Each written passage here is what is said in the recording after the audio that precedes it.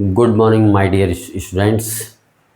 Now we are focusing on the second last point of this topic of this chapter, the rise of nationalism in Europe. Now you can see here in front of this monitor here, visualising the nation. Hindi में बहुत है, English का continue सभी के समझ में नहीं आएगा। तो जैसा कि गुड मॉर्निंग प्यारे बच्चों, और यहाँ पर मैं आपको ये बताने जा रहा हूँ किस प्रकार से नया टॉपिक हमारे सामने शुरू हुआ है। इस नए टॉपिक को क्योंकि हम आपको इस प्रकार से बताने का प्रयास करते हैं, तो ये हमने इसको बड़े तौर पे ले लिया। यहाँ बच्चों सबसे पहले आपको ये जो परिभाषा है एलिगोरी, ये हम बताने का प्रयास करेंगे। देखिए आप, तो आपके सामने एलिगोरी, ये इसको हिंदी में बोलते हैं रूपक, हिंदी में इसको रूपक बोलते हैं, रूपक अलंकार है ये। तो अब रूपक अलंकार है, इसकी जो परिभाषा वो आपके समक्ष आपको दे रखी है। वैन एन एब्स्ट्रैक्ट आइडिया, लिख लूँ एक बार मैं, वैन एन एब्स्ट्रैक्ट आइडिया, भावनात्मक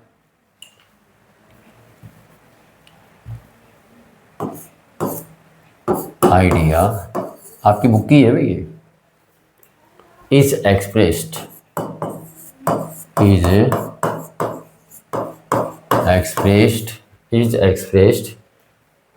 थ्रू ए पर्सन,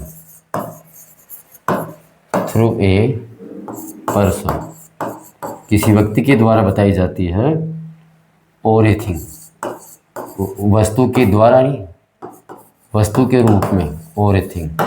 लो साहब, तो ये इसकी परिभाषा बता रखी है, वैन एन एब्स्ट्रैक्ट आइडिया, भावनात्मक। इसको मैं यहाँ पे नोट कर दूँ, लिख दूँ तो आपको ध्यान रहेगी। भावनात्मक, हमारे हार्ट से जुड़ी हुई जो विचारधारा है वो किसी व्यक्ति के द्वारा, व्यक्ति के द्वारा नहीं, व्यक्ति के रूप में या किसी वस्तु के रूप में जब वो शो की जाती है तब हम उसे एलिगोरी कहते हैं। ये क्या क्या चीज़ है इसमें बता रखा है। ये भावनाएं कौन कौन सी है, तो आपका एक देखा, ग्रीड, लालच है आपका, इनमें द्वेषता, किसी के प्रति आप में द्वेषता हो, फ्रीडम और लिबर्टी, और एक देखा आपको फ्रीडम और लिबर्टी। हमारा फोकस क्वेश्चंस पे रहेगा। तो देखिए आप, इसकी परिभाषा एलिगोरी रूपक अलंकार है ये। तो जब when an abstract idea is express through a person और ए थिंग, किसी वस्तु के रूप में या किसी व्यक्ति के रूप में जब भावनात्मक विचारों को पेश किया जाता है तो एलिगोरी रूपक अलंकार है। ग्रिड हो गया लालच, और इनमें हो गई द्वेषता, फ्रीडम हो गई आज़ादी, लिबर्टी मुक्ति, ये आपस में मिले हुए हैं। तो ये परिभाषा अंडरलाइन करने की जरूरत नहीं है, मैंने वहाँ पर लिख दिया है, तो आपको समझ में आ गया होगा। अब यहाँ पर मेन फोकस के तौर पर दो चीज़ आपके सामने बता रखी है कि ये क्यों हुआ, किसकी ज़रूरत पड़ी और किस प्रकार से क्या है। तो ये थोड़ा सा हम इसको देखिए ऊपर सबसे। जब फ्रेंच रिवॉल्यूशन हुआ तब कलाकार लोगों ने एक फीमेल एक रूप बनाया, नारी का एक रूप बनाया, फीमेल एलिगोरी बनाई, पोर्ट्रेट उसको चित्रित किया, उसको लिबर्टी के तौर पर भी दिखाया, न्याय की देवी के तौर पर भी दिखाया, और रिपब्लिक गणतंत्र के तौर पर भी दिखाया। मतलब फ्रांस के जो रिवोल्यूशनरी जो आर्टिस्ट थे उन्होंने महिला के चित्र को, फिगर को एक रूपक अलंकार के तौर पे लिबर्टी, जस्टिस और रिपब्लिक के तौर पे दिखाया। ये कुछ विचार रिप्रेजेंट करते थे किसी विशेष वस्तु के या प्रतीक के तौर पर।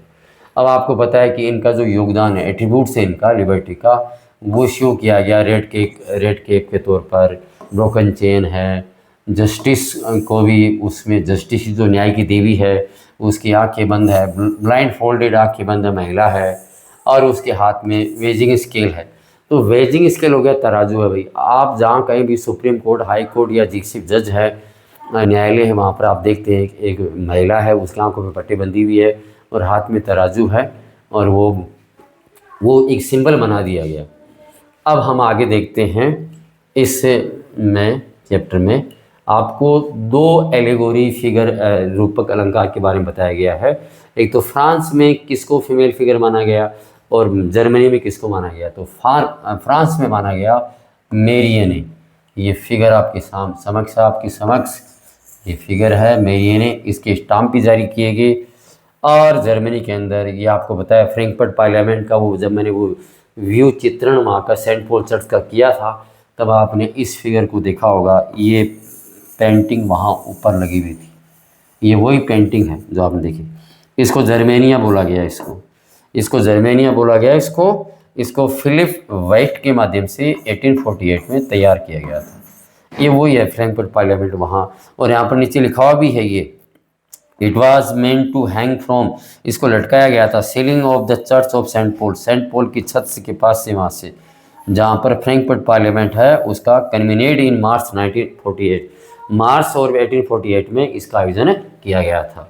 तो ये जर्मनी के बारे में है। अब आप इसको देखिए आगे। हाँ, थोड़ा सा हम इसको, अब यहाँ आपके इस बुक के अंदर ये फिगर है, ये फ्रैंकफर्ट पार्लियामेंट में लटकाया गया था ये। और ये इन्होंने फ्रांस के अंदर किस प्रकार से इसका एक बड़ा रूप सामने किया। इन फ्रांस क्रिस्टिनेड मेरियन, ये इसका पूरा नाम है, क्रिस्टिनेड मेरियन इसका पूरा नाम है। पॉपुलरली इसको क्रिश्चियन नेम से बोलते हैं और लोगों की भावना को इसको इंडिकेट किया गया। ये हमारे देश की आज़ादी है और उसके चरित्र को उसको उतारा गया लिबर्टी के तौर पे और रिपब्लिक के तौर पे दिखाया गया। रेड केप है भाई उसके सिर पर, ट्राई कलर से लिपटी भी है, कोकेड एक मुकुट भी लगा हुआ है।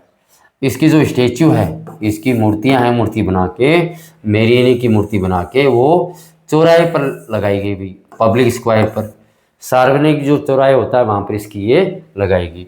एक प्रकार से ये सिंबल बन गया, नेशनल सिंबल ऑफ यूनिटी। एक प्रकार से ये नेशनल सिंबल ऑफ यूनिटी बन गया। परस्वेट जो हमें प्रेरित करता है टू आइडेंटिफाई विद इट, जो हमें इससे अपने आप को जोड़ के रखता है। मेरियन की जो इमेजेस है वो सिक्कों पर भी बनाई गई, स्टाम्प भी बनाया गया हिसाब से, वो देखो ऊपर मैंने बता दिया आपको इस प्रकार से। और नीचे दे रखा है कि जर्मेनिया, ये भी भाई एलिगोरी फिगर है जर्मन नेशन की। और इसके भी देखो से ये इसने ताज पहन रखा है ओग्लेविज का, और ये ओक स्टैंड होता है हीरोइज्म के लिए। ये देखो यहाँ पर दे रखा है भाई, जो ओक है, ये जो पत्तियाँ वगैरह जो भी इसकी हैं, तो ये वीरता के प्रतीक के तौर पर इस्तेमाल होता है।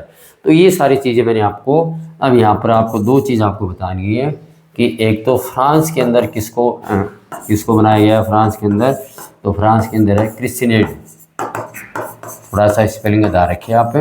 उसके बाद में मेरियन, MARIANE,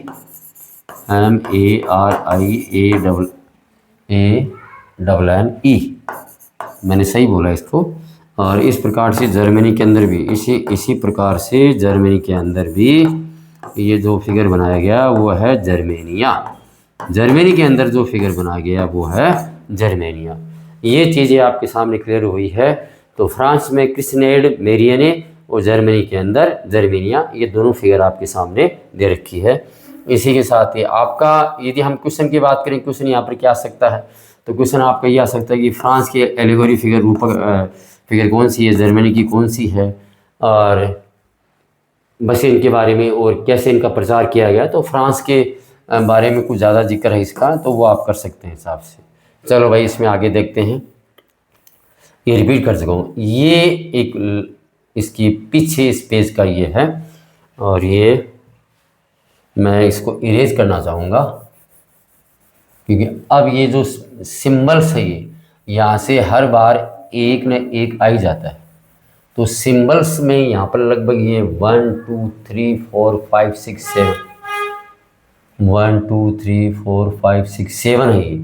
तो 7 के अंदर हमेशा हर बार जो एग्ज़ाम होती आई है माध्यमिक शिक्षा बोर्ड की 10th क्लास की, तो एक आपसे पूछ लिया जाता है। ये MCQ के तौर पे आए, चाहे फिल द ब्लैंक्स के तौर पे आए या किसी और तौर पे आए, पूछ लिया जाता है आपसे। ये हम इसको नोट करते हैं, मीनिंग्स ऑफ द सिंबल्स। तो आपको सिंबल से लिखें, मीनिंग तो आपके सामने दे रखे हैं, एक एक हम समझाते जाएंगे। तो नंबर 1 है ब्रोकन चेन्स, उसके बाद में हम टूटी हुई बेड़ियाँ। नंबर 2 आपका है ब्रेसलेट है, ब्रेस्ट ब्रेस्ट प्लेट है, प्लेट है विद ईगल, ईगल बनी हुई है भाई, विद ईगल। हाँ, अब इसमें आगे देखिए आप, crown of oak levees, number तीसरा है क्राउन ऑफ ओक लिवीज, ये देखिए आप। फिर नंबर 4 है स्वॉर्ड, तलवार के बारे में बता रखा आपके सामने, किसका, इन सबको आपको याद करना। 5वां olive branch around the sword, olive branch around the sword, तलवार के चारों तरफ लिपटी हुई है। Number 6 black red and gold tricolour, black red and gold tricolour, ये दे रखा है। Number 7 rays of the rising sun, rays of the rising sun, ये बच्चों 7 दे रखा है। अब हम एक को समझाएंगे आपको, और ये 7 दे रखा है। पहला है ब्रोकन चेन्स आपका, यहाँ पर हमको बताने का प्रयास करेंगे। बीइंग फ्रीड, आपकी बेड़ियाँ टूट गई है, आपने अपने आप को आज़ाद कर दिया है, तो ये ब्रोकन चेन्स का है। यदि आपसे MCQ में आ जाए, आपके फिल द ब्लैंक्स में आ जाए, या आपके वन वर्ड में आ जाए, क्योंकि एक नंबर का ये बनते हैं, तो ये आपको, ये मतलब आपको आज़ादी मिल गई है, आपकी हथकड़ियाँ टूट गई है। ब्रेस्ट प्लेट विद ईगल, ये देखो आप, ये ढाल दे रखा है आपके समक्ष, ये फोटो दे रखी है, ढाल दे रखा है, ढाल पर ईगल की फोटो है। तो ये symbol of the German empire भाई, स्ट्रेंथ, पावर, पावर का ये शो किया गया है कि आपके पास ये ईगल है, ये ब्रेस्ट प्लेट, ये आपका ढाल है, तो ढाल ये पावर का प्रतीक है। क्राउन ऑफ ओक लिवीज, ये देखिए आप, ये आपके समक्ष ये दे रखा है, ये ओक शायद जैतून होना चाहिए जहाँ तक मुझे जानकारी है। तो ये जो ओक की जो पत्तियां हैं, पत्तियों से पहले राजा को ये 2 पत्तियां आपस में बांध करके और यहाँ कान के पास से उसको पहनाया जाता था कि आप राजा हैं, आप हमारे राजा हैं। तो ये राजा के तौर पे आप प्राचीन मूवी देखोगे, आप एंशिएंट मूवी देखोगे, तो वहाँ पर राजा के ये सिर पर ये सोने चांदी का ये कवच नहीं हुआ करते थे, ये पत्तियों का, तो ये जैतून की जो पत्तियाँ, ये एक प्रकार से मुकुट बना होता था, ये वीरता का प्रतीक है, ये वीरता का प्रतीक है आपके समक्ष। सोड, सोड हो गया तलवार, तो रेडीनेस टू फाइट, युद्ध के लिए तैयार है ना। तलवार, तलवार इस बात का प्रतीक है कि आप युद्ध के लिए तैयार, तलवार आप युद्ध के लिए तैयार है, इस बात के लिए प्रतीक है आप। चलो, ऑलिव ब्रांच अराउंड द सोड, और इस तलवार की लिपटी भी है ओलिव ब्रांचेज, तो ये प्रतीक है कि आप लड़ाई के साथ साथ शांति भी चाहते हैं। विलिंगनेस, आपकी इच्छा है कि जैसे ये लड़ाई समाप्त हो जाए तो ये शांति स्थापित हो जाए। तो ये भाई, ये देखो साहब, युद्ध के साथ साथ देखो हरियाली भी साथ में। Black red and gold tricolour, ये फ्लैग ऑफ लिबरल नेशनलिस्ट इन 1848, 1848 में ये जो फ्रैंकफर्ट पार्लियामेंट बनी थी, और तो उन लोगों ने ये अपना ये फ्लैग तैयार किया गया था। और ये फ्लैग आपको पता है, हमारा ये जो चैप्टर ये शुरू होता है, तो शुरुआत के अंदर जो फ्रेडरिक सोरियो है, उन्होंने भी इसी फ्लैग का इस्तेमाल किया था। Rays of the rising sun, ये beginning of a new era है भाई। सूर्य की जो किरणें आपको दिखाई दे रही है, आपको पीछे देखो आप, सूर्य की जो किरणें आपको दिखाई दे रही है, ये एक नए युग की शुरुआत है, नए युग की शुरुआत है भाई, ये नए युग की शुरुआत है, ये नए युग की शुरुआत है। Rays of the rising sun, ये नए युग की शुरुआत मानी गई है इसको। आप इस प्रकार से हमने देखा, और ये जो सिंबल्स के मीनिंग है, ये सब मैंने आपको बता दिए हैं। रिपीट कर दूं, ब्रोकन चेन्स है वो आज़ाद होना, मुक्त होना, फ्री होना। ब्रेसलेट विद ईगल है, ढाल है जिस पे ईगल बना हुआ है, ये पावर का प्रतीक है, strength, symbol of German empire. Crown of ओग्लेविज है, हीरोइज्म का प्रतीक है। सोर्ड है, रेडीनेस टू फाइट, लड़ाई के लिए तैयार रहें। Olive branch around the sword, तलवार के चारों तरफ भी लिपटी हुई है ओलिव ब्रांचेस, ये टहनी हरी कलर में आपको दिखाई दे रही है। तो ये कह रहे हैं कि हम ये शांति दुनिया में युद्ध के साथ ही रहेगी। अभी फ़िलहाल वर्तमान में जो डोनाल्ड ट्रंप है, वह इसी सोच पे काम कर रहा है कि हमारे पास पावर है तो दुनिया में शांति है, तो पावर के साथ हम शांति लाएंगे। ये हो सकता है ये आइडिया उसको यहाँ से मिला होगा। Black red and gold tricolour, ये जो जर्मनी स्टेट्स है उसका ये भाई हम यूनिफिकेशन ऑफ जर्मनी होगा तो हम इस झंडे को इस्तेमाल करेंगे। आज भी यही झंडा इस्तेमाल किया जाता है। ये 1848 में ये झंडा तैयार किया गया था किसी पेंटर के माध्यम से, फ्रेडरिक सोरियो के माध्यम से, और आज भी ये चल रहा है। Rays of the rising sun, ये नए युग की शुरुआत है। इसी के साथ ही मैंने आपको क्लियर कर दिया। आज हम इस चैप्टर की समाप्ति की ओर है, क्योंकि ये फोटो फिगर दे रखा है आपका। जब फ्रैंकफर्ट पार्लियामेंट जब वहाँ से डिसबैंड हो गई थी, तब किसी कलाकार पेंटर ने इसको बनाया था कि जर्मेनिया है वो गिर चुकी है, जर्मेनिया है वो गिर चुकी है, और इसका ताज गिर चुका है, इसकी तलवार गिर चुकी है, और ये खोपड़ियाँ इस बात का प्रतीक है कि बहुत सारा खून खराबा हुआ होगा, जिसको देख के ये दुखी है। अब आप देखिए, अब लास्ट पॉइंट इसका है, ये जर्मेनिया की फ़ोटो है भाई। ये वहाँ पर वो जर्मनी में एक नदी है, राइन उसका नाम है। ये देखो यहाँ पर लिखा हुआ होगा शायद राइन, द जर्मन राइन, वहाँ पर उसके भाई नदी की ये रक्षा कर रही है, इसके बारे में है। अब हमारा जो लास्ट टॉपिक है आज का, और मैं चाहता हूँ इसी के साथ साथ हम इसको इस चैप्टर को समाप्ति की तरफ भी ले जाएं, क्योंकि ये चैप्टर लंबा हो गया है। इसके शायद मुझे लगता है 11-12 पार्ट इसके बन गए हैं, क्योंकि 28 पेज का चैप्टर है। एक एक टॉपिक आपको समझाना भी ज़रूर था, तो आज ये इसका कंक्लूजन तैयार हो रहा है।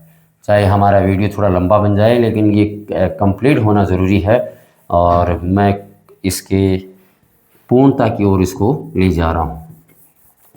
तो ये मेरे लिए बड़े भाग्य की बात होगी कि हिस्ट्री का जो, क्यों मैं पीजी हिस्ट्री से ही हूँ, और ये जो नेशनलिज्म एंड इम्पीरियलिज्म, यहाँ पर आप देखो इसको हमने इस्तेमाल किया है, नेशनलिज्म एंड इम्पीरियलिज्म, साम्राज्यवाद। वो तो हो गया राष्ट्रवाद, और ये हो गया साम्राज्यवाद। लो भाई, तो नेशनलिज्म और इम्पीरियलिज्म दोनों का हो गया। तो ये मैं हिंदी में भी लिख दूँ ताकि आप इसको गहराई से समझ सको। राष्ट्रवाद, और ये हो गया साम्राज्यवाद। बाहर की विदेशी ताकतों ने दोनों चीज़ों को साथ साथ चलाना चाहा। साम्राज्यवाद और राष्ट्रवाद आपके सामने दे रखा है। तो ये यहाँ पर मैं एक टॉपिक लिखता हूँ, बाल्कन्स प्रॉब्लम। उसके बाद में जो लास्ट टॉपिक हमारे सामने आएगा, बाल्कन्स प्रॉब्लम। इसको मैं ज़्यादा यहाँ पर नोट्स के तौर पे लिखना नहीं चाहूँगा, क्योंकि वो सारा का सारा नोट्स यहाँ पर आपको दे रखे हैं। तो ये आपको इसको विस्तार से लिखना है। तो पहले हम उसको देखते हैं भाई ये अपना क्या चल रहा है हिसाब से। तो राष्ट्रवाद है, पूरा चैप्टर राष्ट्रवाद में चला, वो हमने देखा है। By the last quarter of the 19th century, nationalism no longer retained its idealistic liberal democratic sentiment of the first half of the century. मतलब यहाँ पर ये लिखा गया है कि जो नेशनलिज्म की जो विचारधारा थी, वो जो परिभाषा थी, वो विचारधारा, वो भावनाएं first half of the century 19th century तक चली। लेकिन धीरे धीरे बस अब ये इसकी जो सोच है, narrow creed with limited ends, अब इसकी सोच का जो दायरा है वो कम हो गया। इसका क्या हुआ भाई, अब नेशनलिस्ट ग्रुप्स बन चुके हैं, और धीरे धीरे ये इनटॉलरेंट ऑफ ईच अदर, ये एक दूसरे को बर्दाश्त नहीं कर पा रहे हैं, एक दूसरे को ये बर्दाश्त नहीं कर पा रहे हैं। Each other and ever ready to go to war, और एक दूसरे से लड़ने को तैयार है। ब्रिटेन में डेमोक्रेसी आ गई, फ्रांस में डेमोक्रेसी आ गई, जर्मनी में डेमोक्रेसी आ गई, इधर ये ऑस्ट्रिया में उधर भी डेमोक्रेसी आ गई, इटली में डेमोक्रेसी आ गई। लेकिन ये मान रहे हैं कि हमारे द्वारा जो लाई गई डेमोक्रेसी है वो सबसे बेहतर है। The major European powers in turn manipulated the nationalist aspirations of the subject people in Europe to further their own imperialist aims. अब मैंने आपको ये बताया कि हर जो सभी देश जो अलग अलग प्रकार से नेशनल स्टेट बने हुए हैं, ये अपनी अपनी जो डेफिनेशन परिभाषा है कि हमारा नेशनलिज्म और उससे बेहतर है, और आप हमें स्वीकार करें। इस प्रकार से उसका सारा लेके इन्होंने साम्राज्यवादी ताकत अपने उद्देश्य से पूरी दुनिया में छा गए। दुनिया का मतलब हो गया एशिया और अफ्रीका, वहाँ इन्होंने कंट्रोल करना शुरू कर दिया, और उनको ये कहा कि आपकी जो सभ्यता है, आपके तौर तरीके हैं, वो गलत है, आप असभ्य लोग हो, अनसिविलाइज्ड पर्सन्स हो, हम आपको सभ्य बनाने आए हैं।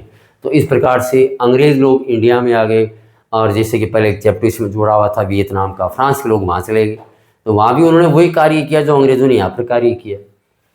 चलो, तो ये आपको दो चीज़ है, मैं आपको समझा चुका हूँ। राष्ट्रवाद का आपको पता है, साम्राज्यवाद, टू कंट्रोल अदर कंट्रीज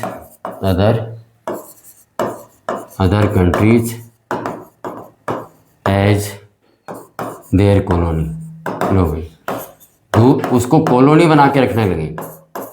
जैसे ब्रिटेन का इंडिया कॉलोनी बन गया, उपनिवेश, इसका हिंदी का शब्द उपनिवेश बन गया। अब हम चलते हैं भैया, ये मेन टॉपिक आपका बाल्कन प्रॉब्लम वाला है और ये आपको समझना बहुत ज़रूरी है। ये देखो आप इसको, ये जो बाल्कन प्रॉब्लम है आपके सामने, the most serious source of nationalist, यहाँ देखिए आप, the most serious source of nationalist tension in Europe after 1871 was the area called the Balkans. आज ये जो एरिया है इसको ब्लैक सी के आसपास का एरिया बोला जाता है और वहाँ भी टेंशन चल रही है भाई। अब पहले तो आपको ये बताएंगे भाई यहाँ पर जो लोग रहते हैं तो ये कौन कौन सा जियोग्राफिक एरिया है, ये आपको याद करना पड़ेगा। रोमानिया, डिस्टर्बेंस चलता रहेगा, काम अपना होता रहेगा। रोमानिया है, बुल्गारिया है, अल्बानिया है, ग्रीस है, मैसिडोनिया है, क्रोएशिया है, बोस्निया हर्जेगोविना है, ये सब यूगोस्लाविया के पार्ट है। ये दो चार अब नाम बोल रहा हूँ, क्रोएशिया, बोस्निया हर्जेगोविना, स्लोवेनिया, ये सब उसके पार्ट है, सर्बिया, ये सब। और ये चेकोस्लोवाकिया, ऐसे दो देश थे पहले बच्चों, दो देश हुआ करते थे, चेकोस्लोवाकिया और यूगोस्लाविया।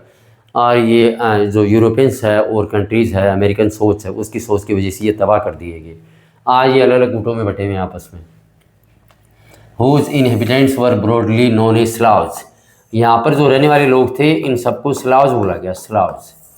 यहाँ के जो रहने वाले लोग हैं उनको एक साथ क्या बोला गया, स्लाव्स बोला गया। ये देख लो 1 2 3 4 5 6 7 8 9 10, कम से कम 10 बड़े एरिए देशों के नाम आपके सामने दे रखे हैं। यहाँ पर जो मूल निवासी लोग जो रह रहे हैं उनको स्लाव्स बोला गया। और ये 15वीं शताब्दी से, ये मैंने पहले आपको बताया है, जब the Greek war of independence चला था, ये जो इसका बड़ा एरिया है ये अभी भी ओटोमन एम्पायर के अधीन है। From the 15th century this area was under control of Ottoman empire. तो ये ओटोमन एम्पायर के कंट्रोल में भी है। अब धीरे धीरे क्या हुआ कि जो ये रोमांटिक नेशनलिज्म के विचार धीरे धीरे फैले, इन लोगों के पास पहुँचे, और जब इनके पास पहुँचे तो भाई इनमें टूटन होना शुरू हो गई, disintegration of the Ottoman empire. धीरे धीरे ये जो 10 जो कंट्रीज या जो एरिया आपको बताया ऊपर, ये धीरे धीरे टूटना शुरू हो गया। रिपीट कर दूंगा बच्चों, इसको देखो आप। Made this region very explosive, ये बड़ा विस्फोटक ये एरिया बन गया। ओटोमन एम्पायर का ये एरिया बड़ा विस्फोटक बन गया क्योंकि ये दो देश थे आपस में टूट रहे थे। और 19th सेंचुरी आते आते भाई, जब ओटोमन एम्पायर को खुद को लगा कि so to strengthen itself through modernisation and internal reforms, जब ओटोमन एम्पायर के जो मुख्य जो सुल्तान है, खलीफा, उनको लगा यार कुछ गड़बड़ है, हमें कुछ सुधार करना पड़ेगा, बदलाव करना पड़ेगा। तो लेकिन बदलाव किया तो सही, आपके सामने देखा भी, आधुनिकीकरण किया, इंटरनल रिफॉर्म्स, आंतरिक सुधार किए, लेकिन ये सुधार इतना सफल नहीं हुआ क्योंकि वो जो चिंगारी थी वो चिंगारी बहुत आगे जा चुकी थी, बढ़ चुकी थी। वन बाय वन, एक एक करके European subject nationalities broke away from its control and declared independence. धीरे धीरे करके यहाँ के जो अलग अलग एरिया के लोग हैं ये अपने आप को आज़ाद घोषित करते गए और इसके ओटोमन एम्पायर कंट्रोल से हटते गए। Balkan people based their claims for independence और political rights on nationality and use history to prove that they had once been independent but had subsequently been subjugated by foreign powers। ये जो line है, इस line को आप समझिए। आप इसमें क्या दे रखा है कि बाल्कन लोगों का ये मानना था कि हम किसी समय में आज़ाद थे, हमारे राजनीतिक अधिकार भी थे और राष्ट्र के तौर पे हमें एक दर्जा प्राप्त था। इतिहास में ये लिखा हुआ है, और इतिहास में लिखा हुआ है इसका मतलब इतिहास हमें ये प्रूव करता है कि पहले हम आज़ाद थे और अब हमने अपनी आज़ादी लेकर वापस हमने इतिहास को प्रूव कर दिया है। बहुत सारी विद्रोही है, नेशनलिटीज़ है, Balkan thought of their struggles as attempt to win back their long lost independence. और ये जो क्रांतिकारी थे इस प्रकार से कार्य करते रहे। इनका एक उद्देश्य था कि लॉन्ग लॉस्ट इंडिपेंडेंस, लंबे समय से जो हमारी आज़ादी है जो छीन ली गई है, हमारी जो आज़ादी है लंबे समय से जो छीन ली गई है, एक बार हम फिर आज़ाद होकर उस आज़ादी को प्राप्त करने जा रहे हैं। मैं इसको एक बार रिपीट कर दूं बच्चों सबसे पहले। तो 1871 वो जर्मनी का यूनिफिकेशन हुआ, उसके बाद 18 जनवरी, उसके बाद हम बात करते हैं तो बाल्कन्स वाले एरिया में राष्ट्रवाद की भावना बढ़ गई।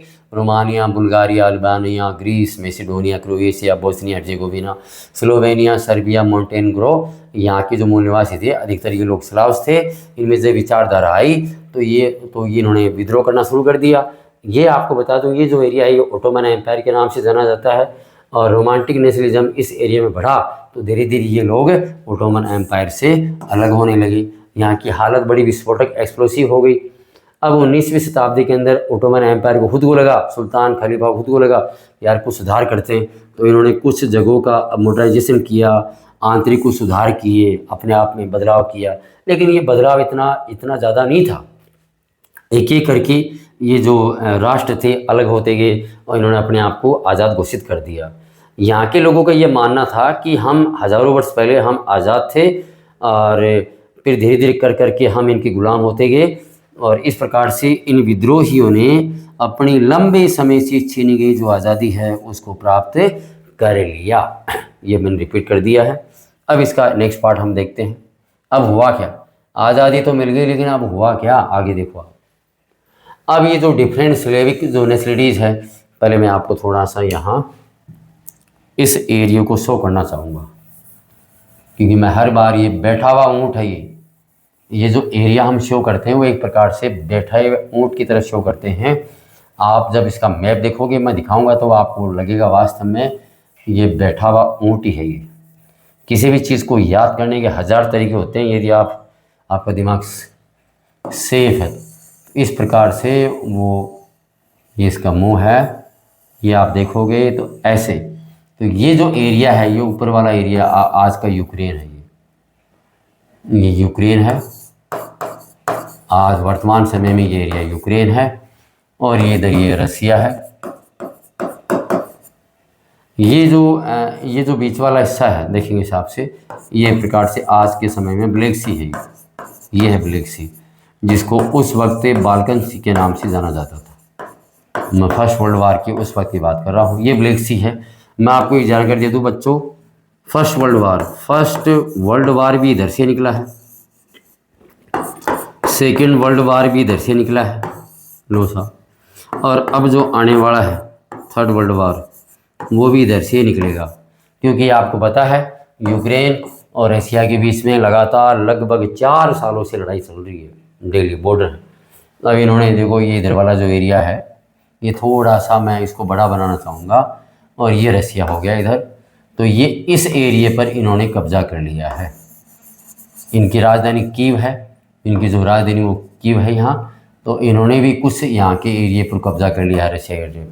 तो इस प्रकार से इनकी पूरी सोच ये है कि जो ब्लैक सी है, ब्लैक सी से फिर आगे रास्ता मेडिटेरेनियन सी में जाता है। मेडिटेरेनियन सी में ये रास्ता इधर से ये आवागमन जाता है। तो रसिया इस इलाके पर कब्जा करके जो अपना व्यापार है, ट्रेड है, उसको आगे बढ़ाना चाहता है।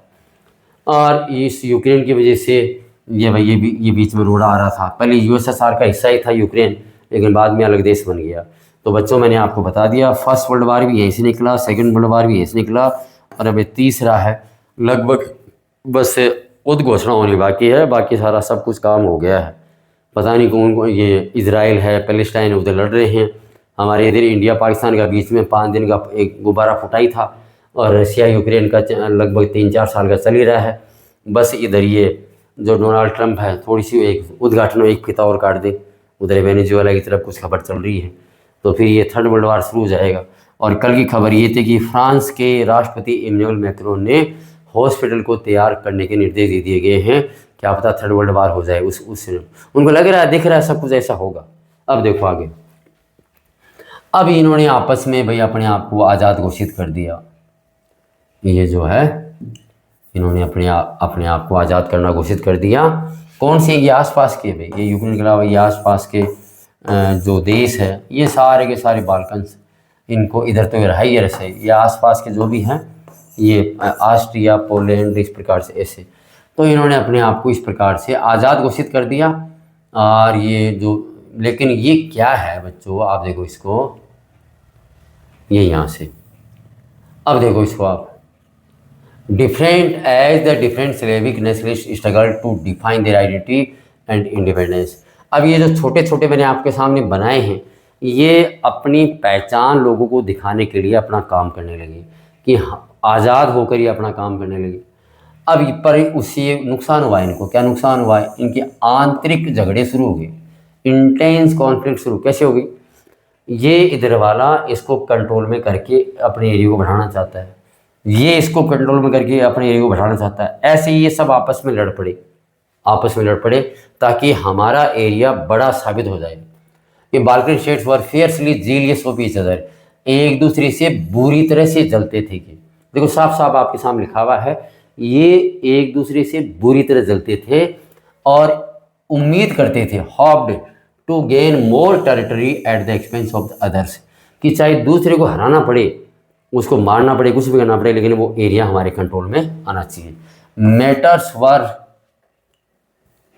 फर्दर कॉम्प्लिकेटेड, और ये झगड़ा और भी ज़्यादा हो गया because of Balkans also became the scene of big power rivalry. लो साहब, बड़ी पावर, रसिया उधर है बड़ी पावर, फ्रांस इधर है बड़ी पावर, इटली इधर बड़ी पावर है, ब्रिटेन उधर है, और जर्मनी उधर पावर है।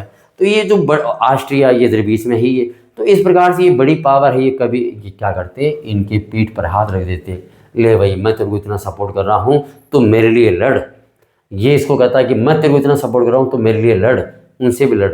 और इधर ये जो रसिया है ये इनको कह रहा है कि मैं सबका बाप हूँ, तुम मेरे लिए लड़ो।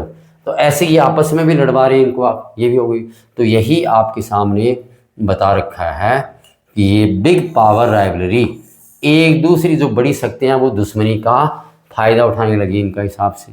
During this period there was intense rivalry among the European powers, इसी समय के दौरान व्यापार और कॉलोनीज बनाने के चक्कर में नेवल, इनकी जो जल सेना है, मिलिट्री है, ये एक दूसरे को दिखाने लगे, हमारी जल सेना है और मिलिट्री माइट उसको शो करने लगे। इस प्रकार से आपने देखा रसिया, जर्मनी, इंग्लैंड और ऑस्ट्रो हंगरी, ये चारों एक दूसरे के खिलाफ हो गए। These rivalries were very evident in the way of Balkan problem unfold। अभी जो जो ये बाल्कन प्रॉब्लम की परतें खुलती गई, अनफोल्डेड हो गया, जो जो इनकी परतें खुलती गई, इनका झगड़ा बढ़ता गया। अब ये किन का झगड़ा बढ़ता गया, रसिया, जर्मनी, इंग्लैंड और ऑस्ट्रो हंगरी का। अब counting the hold of others power over the Balkans, अब ये किसी भी सूरत में नहीं चाहते थे कि इस ब्लैक सी या बाल्कन सी है, अब इसका नाम ब्लैक सी है, पहले बाल्कन सी था, इस एरिया पर ये किसी प्रकार से किसी दूसरे का नियंत्रण नहीं देखना चाहते थे। तो ये झगड़ा बढ़ता गया बढ़ता गया बढ़ता गया इस एरिया पर कंट्रोल करने के लिए, और ऐसे करते करते इसकी लड़ाई की सीढ़ी चढ़ी और अंत में ये किस में बदल गया, फर्स्ट वर्ल्ड वार। लो साहब, मैंने आपको पहले बता दिया, फर्स्ट वर्ल्ड वार यहाँ से निकला है, सेकेंड भी यहाँ से निकला, और ये जो थर्ड आपको दिखाई दे रहा है, क्यों, इसी महीने से शुरू करवा दें।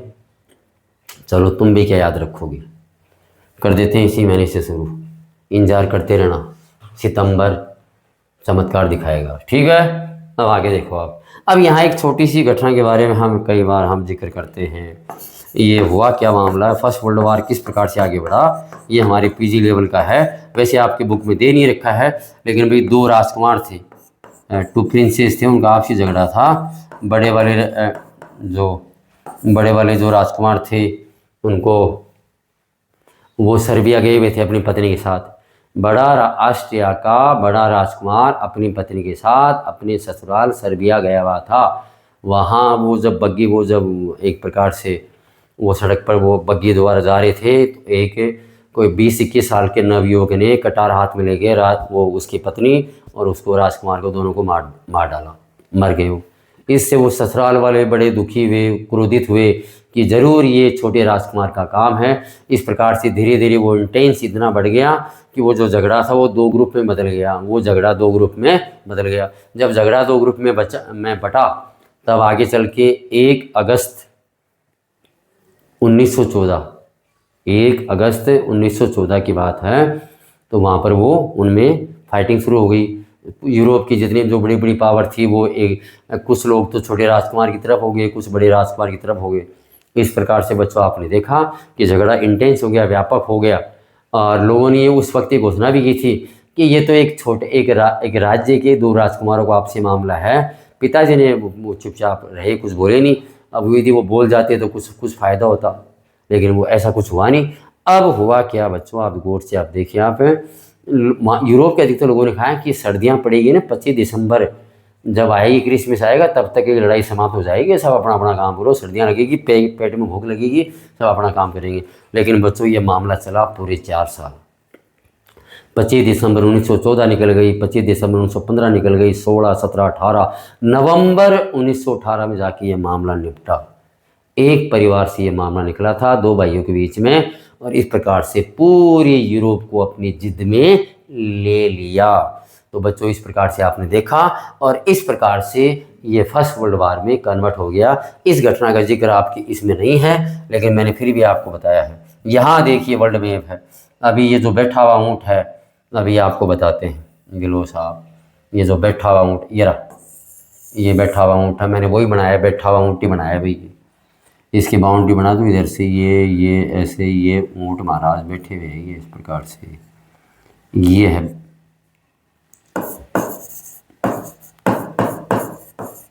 अभी मैंने बार्कल्स प्रॉब्लम बताई है आपको, ये वो है, ये इस प्रकार से ऐसे। तो ये मैंने बैठा ऊँट ही मैंने बनाया आपको। ये जिस दिन खड़ा हो जाएगा मामला गड़बड़ हो जाएगा, थर्ड वर्ल्ड वार शुरू हो जाएगी। और इसी के साथ ही बच्चों आज मेरा ये टॉपिक कंप्लीट हुआ। इसी के साथ ही the rise of nation Europe first chapter भी कंप्लीट हुआ।